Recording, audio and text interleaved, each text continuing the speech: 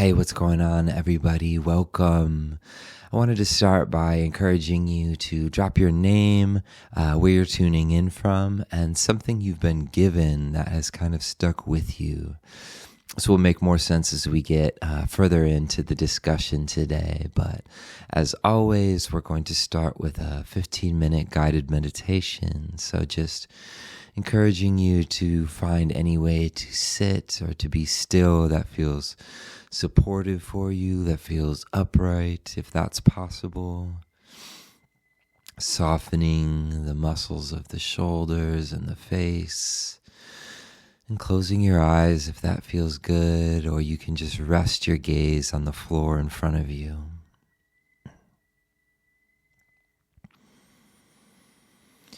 And we can start by taking a few longer, slower, deeper breaths just to soften and release any other tension that might be in the body. So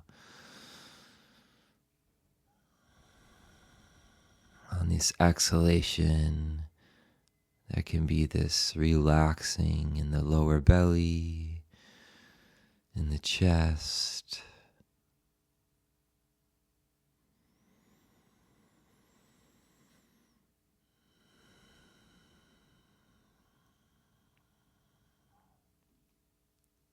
And then as you feel ready, just allowing the breath to return to its natural rhythm.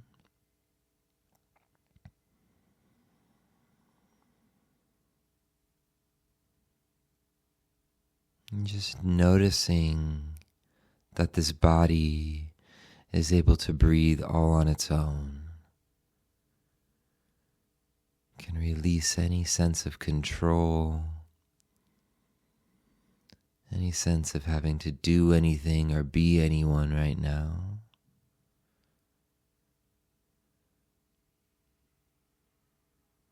And also that this awareness is already present, is already here. And it's also not something we have to do, but a quality of presence of mind that we can rest in. So just allowing this effortless awareness to rest on the body and the rhythm of the breath.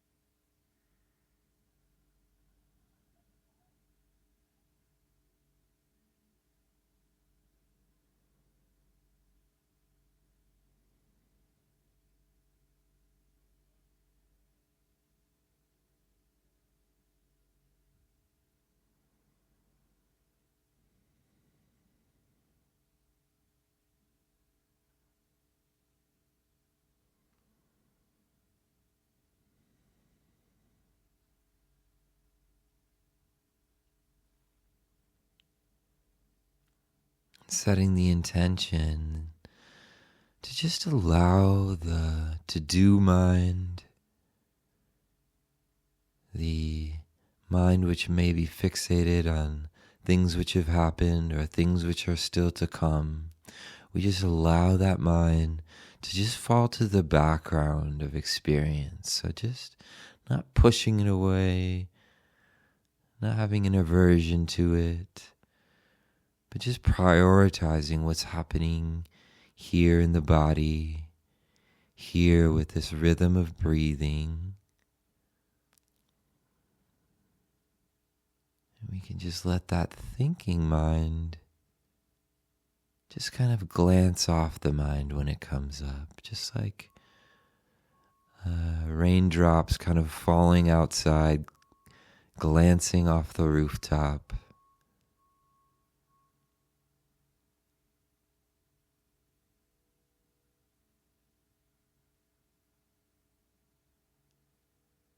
And every time that the thinking mind wants to pull the mind off in a direction, mindfulness involves just this simple being aware of what's happening. Recognizing, oh, here it goes. And bringing the mind back with a sense of gentleness, of kindness. This is how we can train the mind to be here.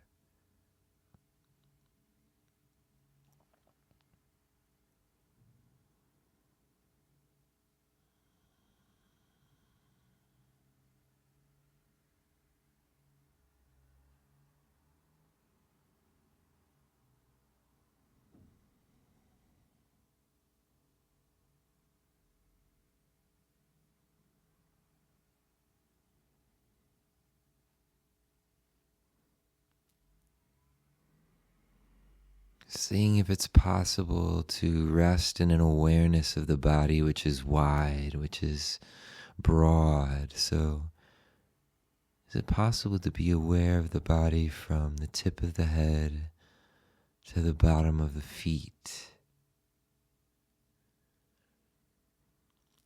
Breathing into and from the entire body.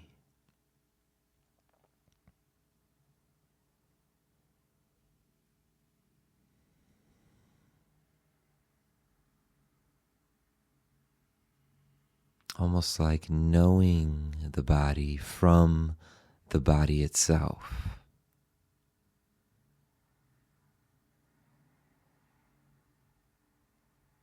The human nervous system permeates, pervades every part of the body, down all the way through the legs and the feet. So in immersing mindfulness in the body, we're really tapping into the full breadth and scope of this nervous system.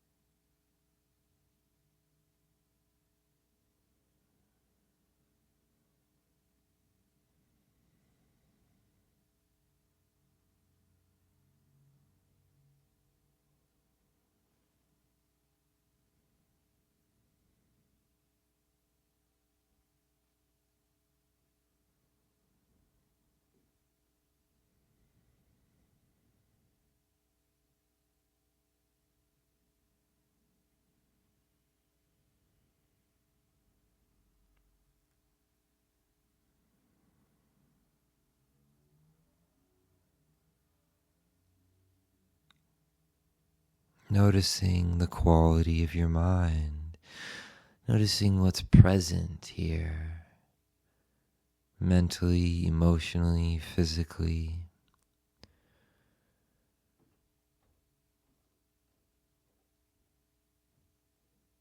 Such a huge part of a mindfulness practice is just unifying the mind and the body, bringing these experiences together.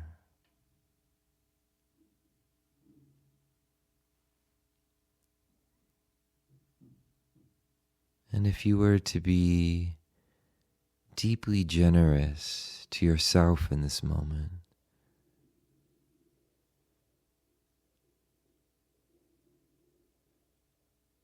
what would you offer? And you don't have to necessarily look for a word or a sentence for an answer, but just kind of posing the question. What is needed here? What would be a generous gift to this mind, to this body in this moment? And how can we offer that through this very, very simple practice?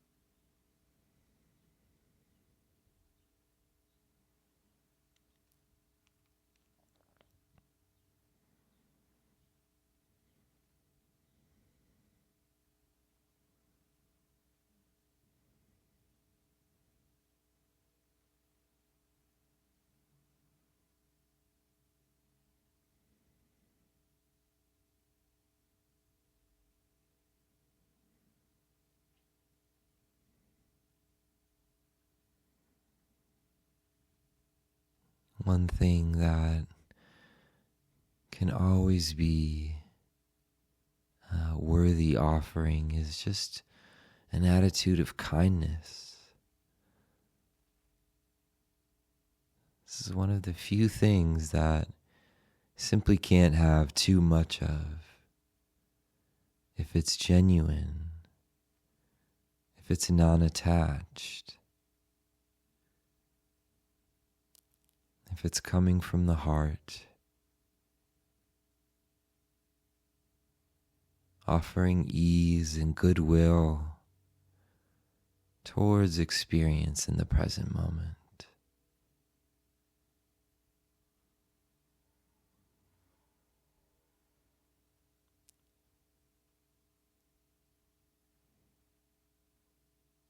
May I be at ease with things exactly how they are right now.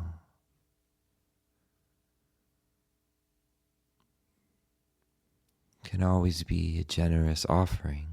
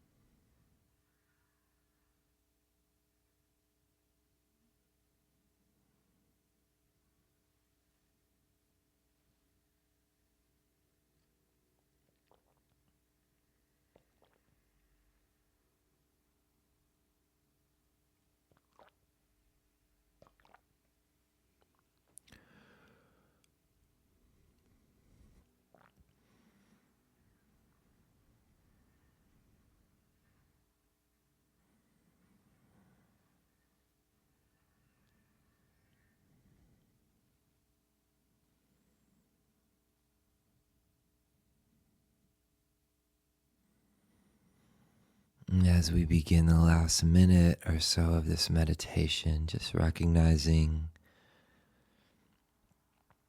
that simply sitting here and being still for even 15 minutes is actually quite an act of generosity.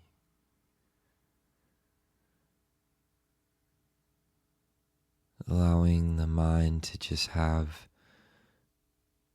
some time to reset,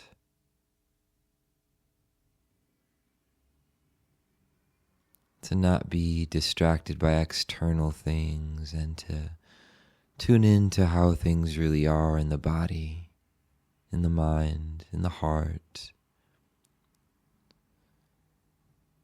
It's a great gift.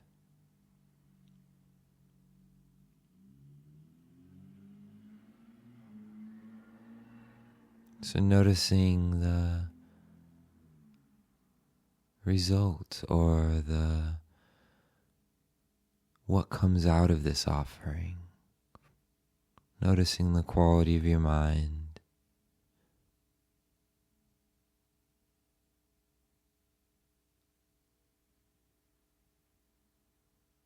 And whenever you feel ready, just allowing the eyes to open and coming back into the room or the space that you're in.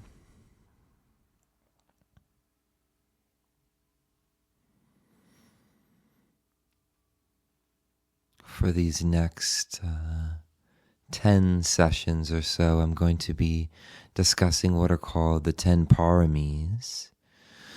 And these are some of the most practical ways to take mindfulness, take meditation off the meditation cushion into daily life.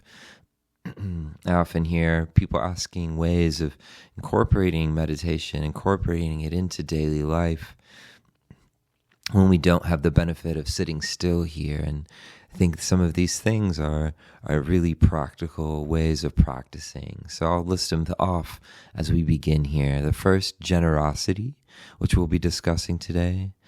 And then we also have virtue or renunciation or simplicity, wisdom, energy, patience, truthfulness or honesty, resolve, loving kindness, and equanimity. So these will be the topics that I'll be moving through over these next 10 weeks. And this word parami is said to have two etymologies according to Tanisaro Biko. He says, one, param, means that they carry one to the farther shore. And two, parama, that is that they are of foremost importance in formulating the purpose of one's life. And I really like this idea of emphasis on formulating purpose. It's been a huge resonance for me of why I've wanted to sit, why I've wanted to meditate. Kind of shifting my mindset from how can I get what I want to how can I live in accordance with my values to what's really important and beautiful to me. What is it that I have to give? And another thing I like about this list of qualities is these come from a Buddhist lineage, but they definitely go beyond Buddhism. Things like generosity are universal to other traditions and are also just universal human qualities. So this word generosity comes from a Pali word, the language of the early Buddhist teachings, dana, which can refer to both the act of giving and the donation itself. And it's said that practicing this over time can support the accumulation of what's called merit. And this is a huge part of many Buddhists around the world. This is a very central practice. It's just learning the act of giving, whether that's supporting a monastic community, helping out family, elders, just recognizing that this act of giving actually supports the accumulation of merit in one's mind and one's heart. And also recognizing that for many Buddhists around the world, they don't even actually meditate. This might be the main practice. Someone had told me early in my recovery and in my practice that if you want to have self-esteem, to do esteemable acts. And this is something that has stuck with me ever since then, that how I feel about myself is largely connected to what it is that I'm doing in my daily life in the world. And I was coming out of a time where I had been acting quite selfishly in many ways. So this was really a transformative idea to me, that how I'm living and how I'm carrying myself is going to impact my mind, impact how I feel about myself. I grew up, I had a father who passed away when I was fairly young, but one of the things that I remembered about how he carried himself is he would coach some of the teams I was on and things when I was young. Is he would always kind of go out of his way to give extra care and checking in and attention on people who seemed like they were kind of maybe not as much a part of the group, who were kind of, maybe you could say, kind of outcast type children, youngsters. And it's something that has always stuck with me, and it's something my siblings and I, as we've gotten older, we've noticed that we took that quality in. We noticed how we always did that, and without even realizing it, it's something that we do as adults. And so it was an act of generosity, and it's something that we've realized that we've taken in. And so this generosity can spread, and it can be learned through observation. And also that it's not just the giving of material things, it can be the act of giving things like attention and love. And this was often the first practice that the Buddha would teach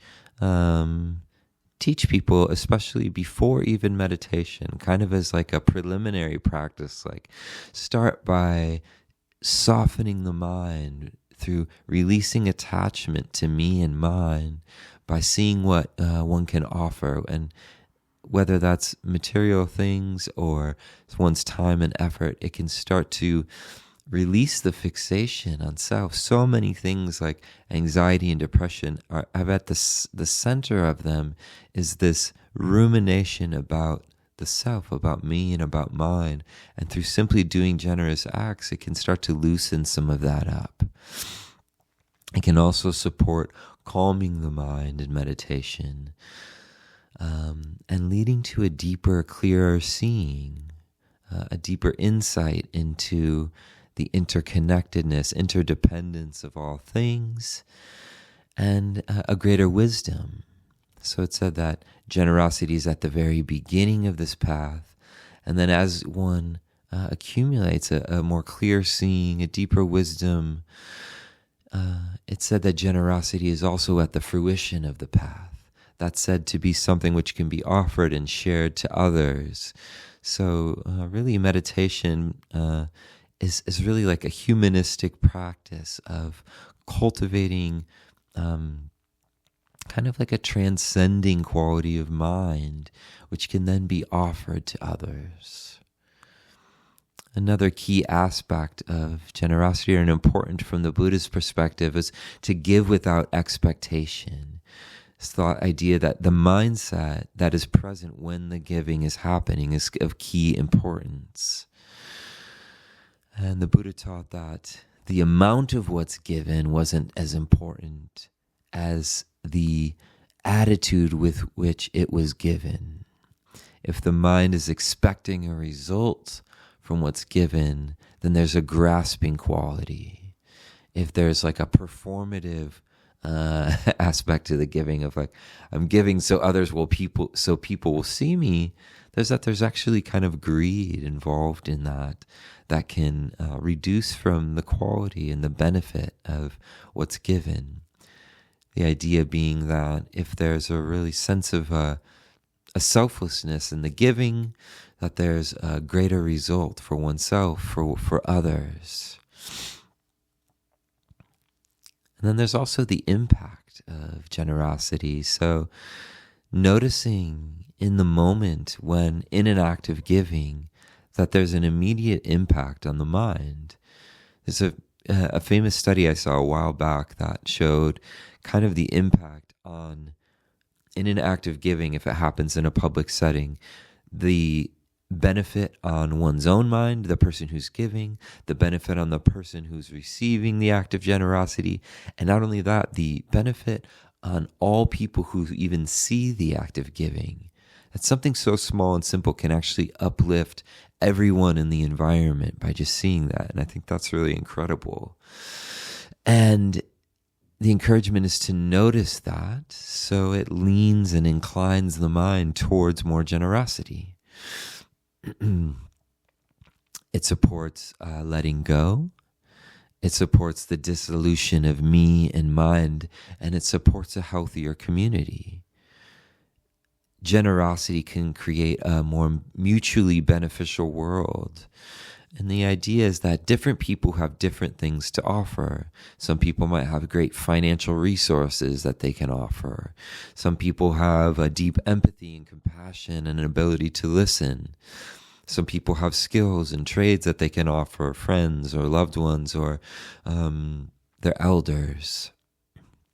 So the idea is to really reflect on what is it that you feel like you can give. And the key here being to give in a balanced way, to not give beyond one's means.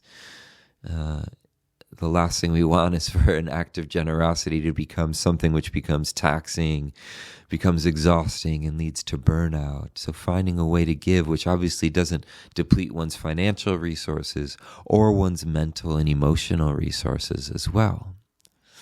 Maybe finding small ways throughout a day to be able to offer. So we have these different forms of generosity, material things, time, care, offering someone a sense of safety. This idea to give without expectation if possible. And that it will, ironically, it will come back. This is kind of a karmic law in a way, is that giving without a sense of attachment will lead to your own benefit as well. And then finally to pay attention and to notice the impact on the mind. Notice the results for yourself, for others.